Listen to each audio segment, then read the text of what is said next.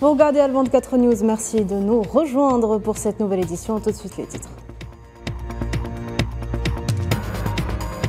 Le Maroc sous les débris, le bilan des décès suite au séisme ayant touché le pays revu à la hausse, 1037 morts et plus de 600 blessés en moins de 24 heures.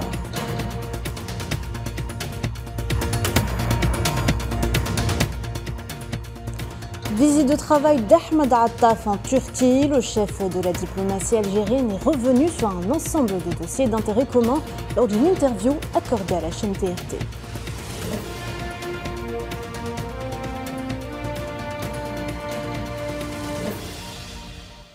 Le président de la RAST, Brahim Ghali, sera à New York lundi prochain pour rencontrer le secrétaire général de l'ONU.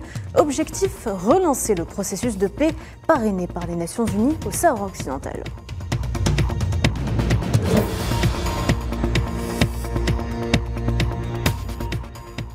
Et enfin, nous irons à New Delhi où les pays du G20 sont parvenus à un consensus sur une déclaration commune concernant les différents thèmes à l'ordre du jour du sommet.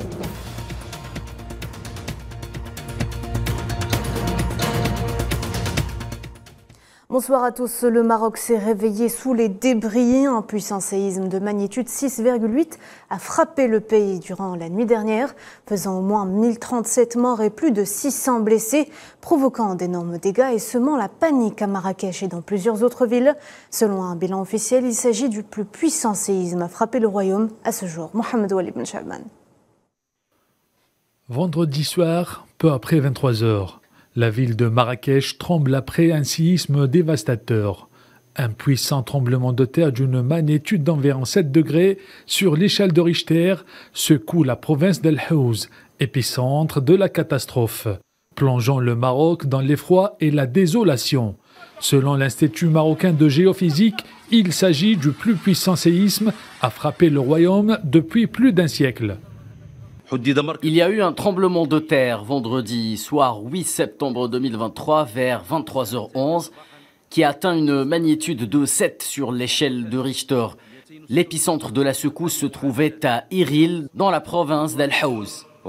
Les premiers rapports indiquent que le tremblement de terre a provoqué des dégâts matériels importants dans plusieurs villes. Immeubles endommagés, routes fissurées et d'autres infrastructures ont subi des dommages considérables. Hormis Marrakech, la secousse a été ressentie à Rabat, Casablanca, Agadir et Essaouira, semant la panique parmi la population. De nombreuses personnes sont sorties dans les rues de peur que les immeubles s'écroulent sur leur tête. Image à l'appui. L'impact initial du séisme s'est fait ressentir de manière cruelle, causant des pertes en vies humaines et des dégâts matériels considérables. Les équipes de sauvetage, renforcées par des bénévoles locaux, tentent depuis hier de retrouver des survivants sous les décombres des bâtiments effondrés.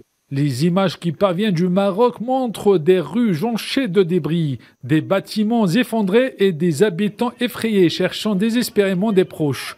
Au milieu de ces scènes de chaos, les hôpitaux sont débordés. L'on annonce plusieurs centaines de blessés, un bilan qui risque de s'aggraver durant les prochaines heures. Et face à cette catastrophe naturelle, l'Algérie s'est dite ce samedi pleinement disposée à fournir des aides humanitaires au Maroc et à mobiliser tous les moyens matériels et humains en solidarité avec le peuple marocain. Selon un communiqué publié par la présidence, les hautes autorités algériennes ont également décidé d'ouvrir l'espace aérien au vol pour le transport des aides humanitaires et des blessés.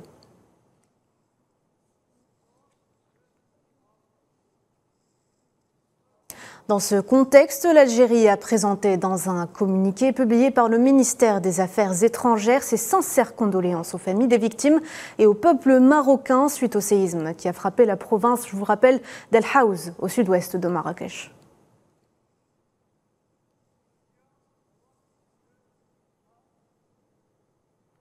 Lors d'une interview accordée à la chaîne TRT dans le cadre de la visite en Turquie du ministre algérien des Affaires étrangères, Ahmed Attaf est revenu sur un ensemble de dossiers d'intérêt commun qu'il a qualifiés de stratégiques à l'image de l'énergie ou encore de l'industrie. فيه ملف الطاقة، الملفات الاستراتيجية هي Dans les dossiers stratégiques, il y a celui de l'énergie. Nous sommes sur le point de renouveler le contrat d'approvisionnement de la Turquie en gaz. Il y a d'ailleurs des négociations avancées qui sont en cours. Il y a également le dossier de l'industrie qui est aussi un autre dossier important. Sans oublier la défense, l'Algérie et la Turquie constituaient auparavant la première puissance navale en Méditerranée. Pourquoi donc ne pas ajouter une autre priorité en matière de construction navale de façon à redonner à ce secteur son importance d'antan dans notre histoire commune? Et en ce qui concerne la situation au Niger, le chef de la diplomatie a révélé que la proposition algérienne a fait l'objet de retours très positifs du côté de Niamey qui s'est engagé à y répondre dans l'espace d'un mois.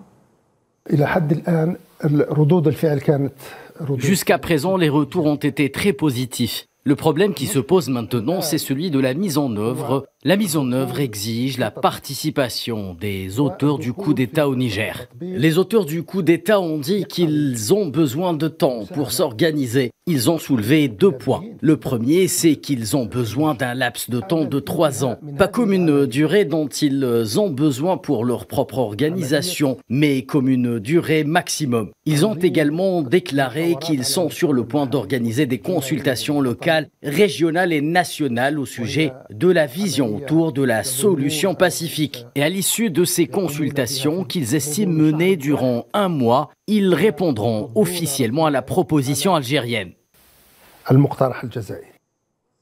En clôture de sa visite de travail en Hongrie, Ahmed Attaf a rencontré ce samedi les représentants de la communauté algérienne résidant dans le pays. À cette occasion, le chef de la diplomatie a rappelé l'importance particulière que le président Abdelmajid Tebboune attache à la diaspora algérienne. Il les a par ailleurs informés des résultats des discussions qu'il a eues avec son homologue hongrois, notamment des mesures convenues dans le but d'assurer et de renforcer le dialogue politique entre les 2 pays.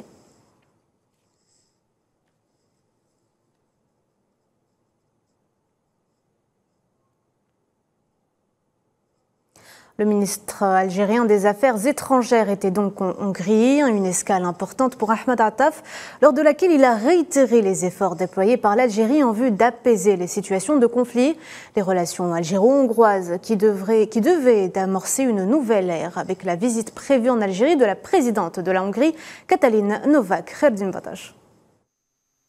Il s'agit avant tout de promouvoir une vision purement algérienne, celle du règlement des crises régionales par des moyens pacifiques.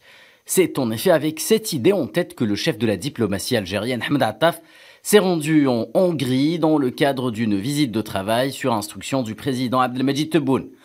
Sur le plan géopolitique, le Sahel est une région faisant l'objet de nombreux abcès sécuritaires et autres tentatives de déstabilisation. Une problématique en ligne de mire des orientations en matière de politique étrangère entre Alger et Budapest. La réunion d'aujourd'hui nous a permis d'échanger les points de vue et les analyses sur les dossiers qui sont au cœur de la politique extérieure de nos pays. J'ai informé mon homologue des développements dangereux dans la région du Sahel et j'ai souligné les efforts consentis par l'Algérie sous la présidence de Abdelmajid Tebboune à contribuer à désamorcer la situation et à favoriser le dialogue pour encourager les issues pacifiques, notamment au Niger et au Mali. Nous devons aider l'Afrique pour qu'elle puisse demeurer stable et vivre dans la sécurité. Il faut également écarter les causes de l'immigration clandestine. Ceci est vrai aussi pour la région du Sahel. Si nous ne pouvons rétablir la sécurité et la paix dans cette région, l'Europe fera face à de nouvelles vagues d'immigration. L'Europe à elle seule ne peut faire face aux flux migratoires du Sud et de l'Est. C'est pour cela que nous devons absolument concourir à la stabilité de cette région, particulièrement au Niger. Hormis les dossiers régionaux d'intérêt commun, la visite d'Ahmed Attaf en Hongrie revêt un caractère bilatéral. Un effort visant à donner une nouvelle dynamique aux relations de coopération et d'amitié. On s'est mis d'accord sur un ensemble d'étapes à suivre et qui vise à élargir les échanges à tous les niveaux, notamment dans le milieu des affaires, et à dynamiser les mécanismes de coopération bilatérale et à accroître la valeur des échanges commerciaux et les investissements. En plus de soutenir la coopération bilatérale à travers plusieurs projets dont certains sont déjà en cours, d'autres sont en cours de préparation et certains en cours d'études, et ce dans différents secteurs importants, notamment les énergies traditionnelles, les énergies renouvelables, la formation et la coopération sécuritaire, l'agriculture, la pêche et le transport aérien. L'autre annonce phare de cette escale concerne la visite prochaine de la présidente hongroise en Algérie à l'invitation de Monsieur le Président Abdelmadjid Tebboune. Le chef de la diplomatie algérienne a dans ce contexte mis l'accent sur l'impératif d'assurer une préparation optimale pour cette importante échéance afin de parvenir à des résultats qualitatifs à même d'amorcer une nouvelle ère dans l'histoire des relations algéro-hongroises. Et je vous le disais en titre, le président sahraoui Ibrahim Ghali rencontrera lundi prochain à New York le secrétaire général de l'ONU, Antonio Guterres. Les pourparlers porteront sur un certain nombre de questions d'intérêt commun, notamment la réalité et les perspectives du processus de paix parrainé par les Nations Unies au Sahara occidental et les moyens de le relancer. Dans le reste de l'actualité, le groupe français Orano a annoncé ce samedi que les activités de maintenance avaient été anticipées sur le site minier de la Somaïr au Niger, dont il détient plus de 63% en raison de l'amenuisement de ses stocks de produits chimiques. Les opérations de maintenance du spécialiste français du combustible nucléaire devaient initialement démarrer début 2024.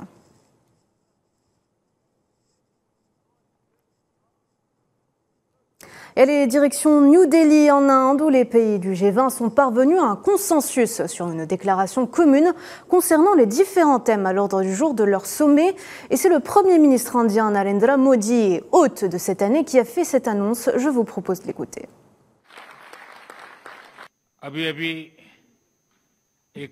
Je viens de recevoir la bonne nouvelle que grâce au travail acharné de toutes les équipes, nous avons obtenu un consensus sur la déclaration du sommet des dirigeants du G20. G20 Leaders Summit Declaration par Sahmati bani hai. Autre déclaration marquante de ce sommet, l'Union africaine a pris place ce samedi en tant que nouveau membre du G20 à l'invitation de l'hôte du sommet organisé à New Delhi avec l'approbation de tous. Le G20 est donc rebaptisé désormais G21 et regroupe les pays les plus riches et les plus puissants du monde. आप सबकी सहमति से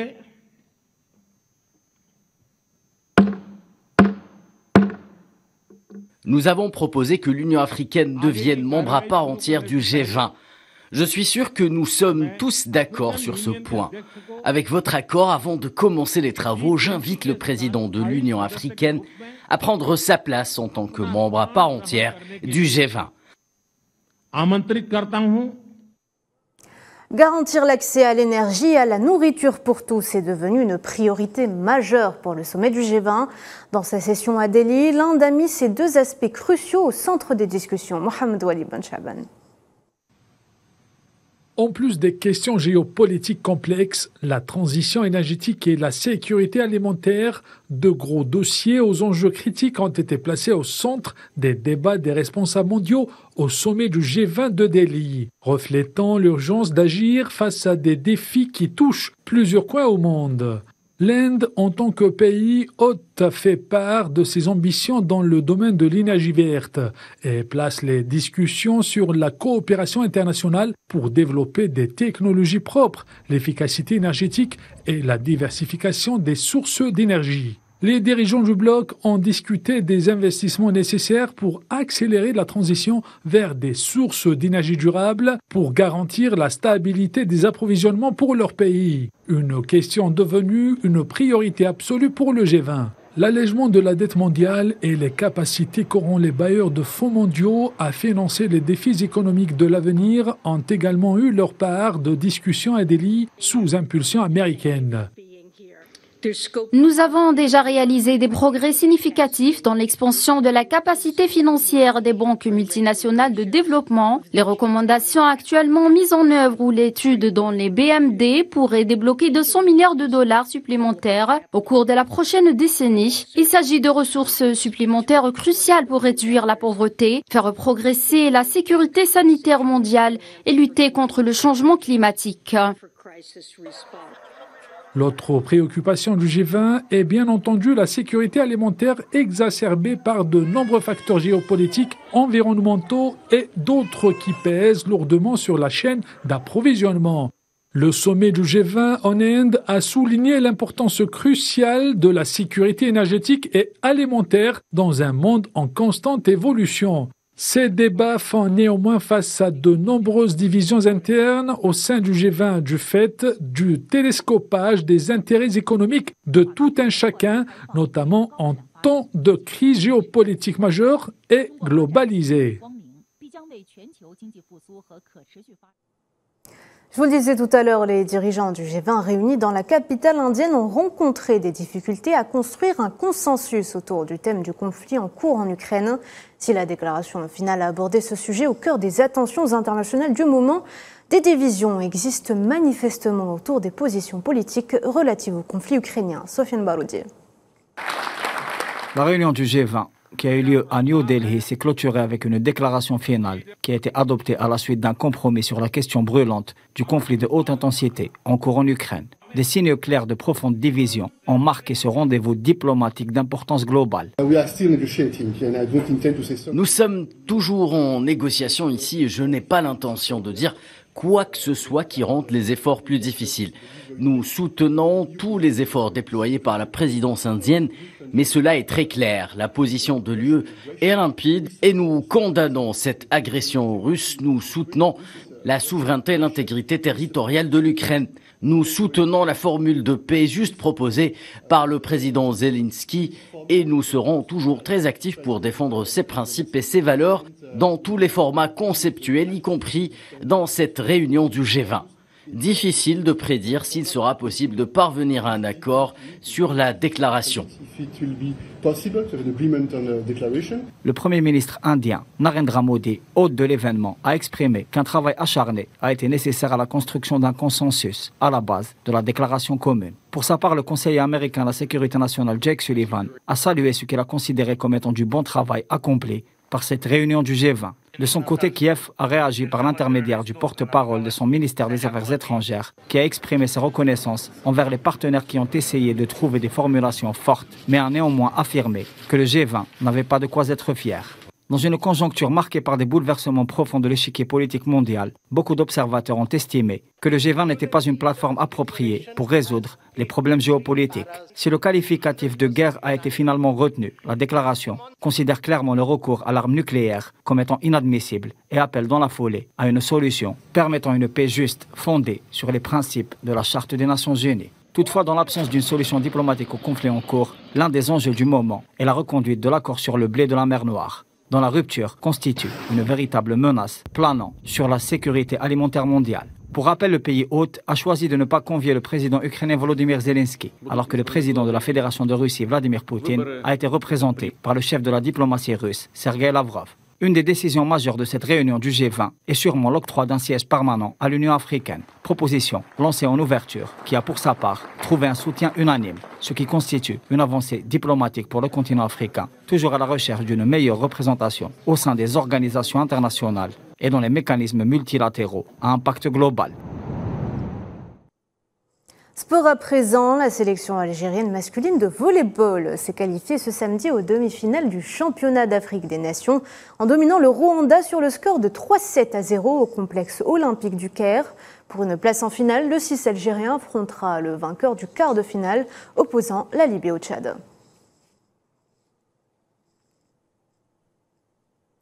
Et en tennis, le Serbe Novak Djokovic s'est qualifié sans trembler pour la 10e finale de l'US Open de sa carrière en battant en 3-7 l'Américain Ben Shelton 6-3, 6-2 et 7-6. Il tentera dimanche de remporter son 24e tournoi du Grand Chelem pour égaler le record absolu de Margaret Court.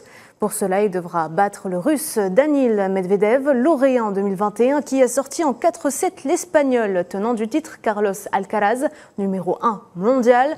Djokovic, qui a assuré à 36 ans de remonter au sommet du classement à l'issue de la compétition, vise un 4e trophée à Flushing Meadows où il s'est imposé 3 fois. Et voilà, c'est la fin de ce journal. Merci de l'avoir suivi. L'information continue sur Al 24 News. Au revoir.